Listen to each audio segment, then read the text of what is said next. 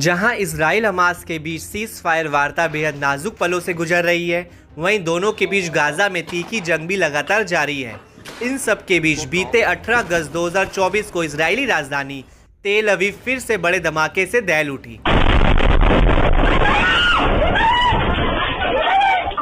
इस ब्लास्ट में एक शख्स की जान चली गई जबकि दूसरा शख्स घायल हो गया।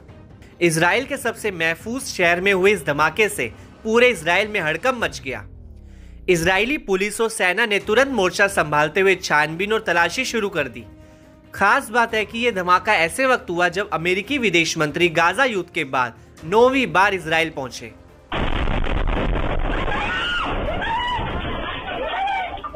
हालांकि अब तेल अवीव पर हुए धमाके की जिम्मेदारी ले ली गई है। हमास की मिलिट्री विंग अल कसम ब्रिगेड और फिलिस्तीनी इस्लामिक जिहाद आंदोलन की मिलिट्री विंग अल कुदस ब्रिगेड ने 18 अगस्त 2024 को तेल अवीव में शहीद ऑपरेशन की जिम्मेदारी ली। दोनों गुटों ने अपने ज्वाइंट स्टेटमेंट में बताया कि 1948 के कब्जे वाले फिलिस्तीनी इलाकों में शहादत अभियान तब तक सबसे आगे रहेंगे जब तक इजराइल के नरसंहार, नागरिकों का विस्थापन और हत्याएं जारी रहेंगी। फिलिस्तीनी प्रतिरोध की ओर से सालों से इस तरह के शहीदी अभियानों को अंजाम तक नहीं पहुंचाया जा रहा था।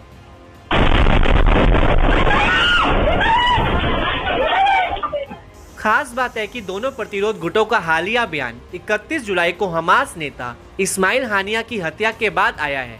हालांकि ईरान में हानिया की हत्या के आरोपों को ना तो इजराइल ने कभी माना और ना ही इनकार किया है।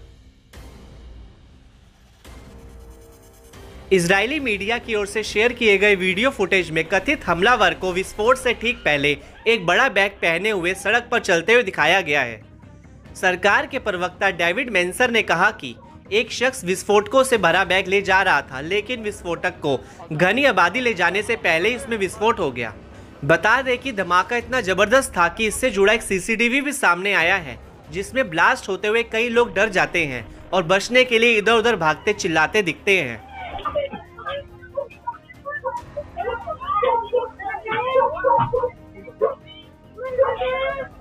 बता दें कि हमास का खुलासा इजरायली पुलिस और शिन बेट के बयानों के बाद सामने आया है, जिसमें कहा गया था कि तेल अवीव में विस्फोट फिलिस्तीनी प्रतिरोध की ओर से किया गया एक हमला था, जिसमें एक विस्फोटक उपकरण से विस्फोट किया गया था।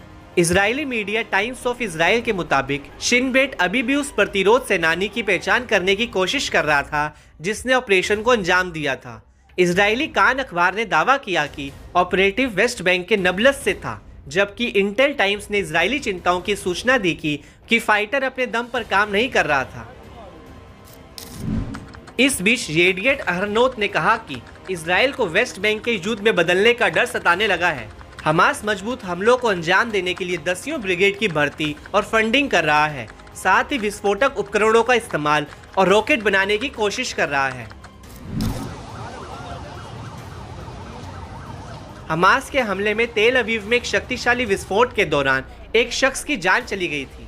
इजरायली अधिकारियों ने पुष्टि की कि विस्फोट ट्रक पर रखे विस्फोटक उपकरण के कारण हुआ था।